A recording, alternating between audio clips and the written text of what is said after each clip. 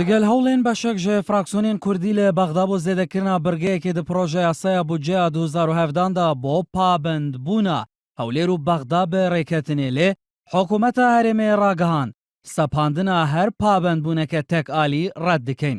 سەبارەت بە بەشە بودجەیا هەرێمێ di پرۆژە یاسaya بودجەیا ساڵا 2017 یا عێراقێدا حکوومەتە هەرێمێ ڕاگەهاندنێک بەڵاو کرد و ئەشکرە کرد.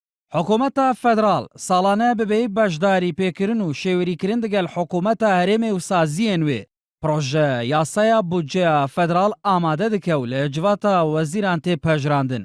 ئەvê jî بەروڤاژییا بنەمایên فێدراڵî ye. Bi taybetî jî herdû بنەمایên beşdarîkirin di desthilatê û dahatan her wek bi zelalî û eşkere di madeyên destûrî de hatîne çespandin. حکوومەتە هەرێمێ ڕۆڵ و چالاکی و ماندووبوون و خەمخۆرییا فراکسیۆنên کوردستانی li پارلەمانê عێراقê bilind dinirxîne û di heman demê de jî ev yek jî berçav kiriye her hewl û projeyek di vê barê de pêwîstî bi vekolînê û dîraseyên hûriya şarezayên heye li ser binemayê data û hejmar û mifawergirtin ji ezmûna berê ya danûstan û gotûbêjan û rêketinameyên navbera Hewlêr û Bexdadê. Di zelalkirinê de jî ev yeke hatiye nabe herêm bikeve bin barê pabendbûneke yasayî û di dawiyê de li ciha qazancê bi ziyana xelkî vekşe dibêje dibe parlamentaran zanyariyên rast û diriz li ber dest dabe sebaret bi hejmara mûçexoran li Herêma Kurdistanê û li ciha budceyê pêwîst bo dabînkirina tevaya wan mûçan û hemberkirin digel xişteyên hevpêçiyên proje yasayên budceya federal.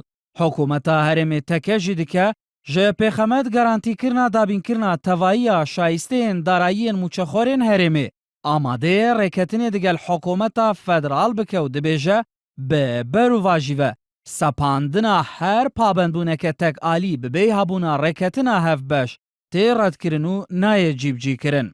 Di beşeke dinya wê zelalkirinê de hikûmeta herêmê parlamentarên Kurd li Bexda bankhêj dike بۆ ئەنجامدانا civînekê li Hewlêrê û berçavxistina data û zanyariyan û helbijarina baştirîn bijardeyan ku wek ew bixwe dibêjin da ku di berjewendiya xelkê Kurdistanê de be li ser binemaya hejmar û datayan. Hikûmeta Herêmê dilgiraniya xwe jî nîşan daye ji vê yekê li ser lapereyên sosyal mîdya projeyên serrastkiriyên yasaya budceya Iraqê dîtine bibêyî ku bi rêya kanalên fermî arasteyî wan bêkirin.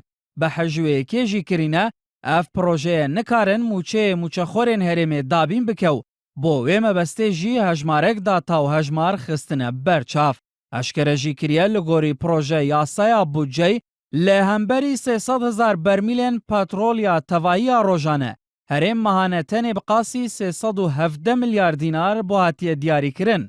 Di demekî de bi qasî budceya pêwîst bo dabînkirina tevaya şayîsteyên darayiyên yên yek meha mûçexorên herêmê ku hejmara wan nêzî milyonek û 400,000 mûçexor e nêzî 880 milyar dînar e di mehekê de.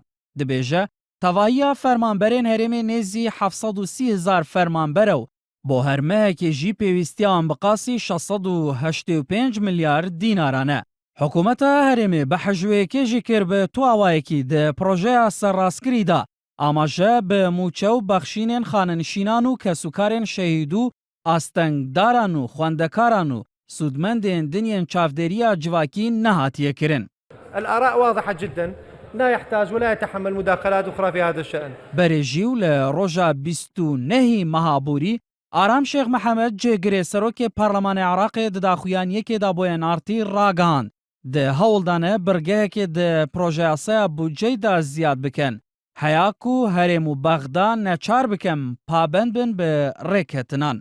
Hevdem fraksiyona yeketî li Bexda di hewl de pêşniyarekê wek birgehekê di proje yasaya budceyê de deng li ser bêdayîn ku Hewlêr û Bexda pabend dike bi cîbcîkirina rêketinan. Her wek bi rêya projeyekê dixwazin rojane 300,000 bermîlên petrola Kerkûkê radestî Bexda bikin û li hember de hikûmeta navend mûçeyê fermanberên herêmê bişîne bi wê hejmara ku li Wezareta Darayiya Iraqê hatiye bicîkirin. Her wiha di projeya fraksiyona yeketî de hatiye hikûmeta herêmê pabend dibe bi şandina 250,000 bermîlên petrola rojane li zeviyên herêmê bi rêya Somo ve li hember de حکوومەتە ناوێن پابند بە بە پێدانە پشکە ji ١ هەفتەیە بودجەیە هەرێمی.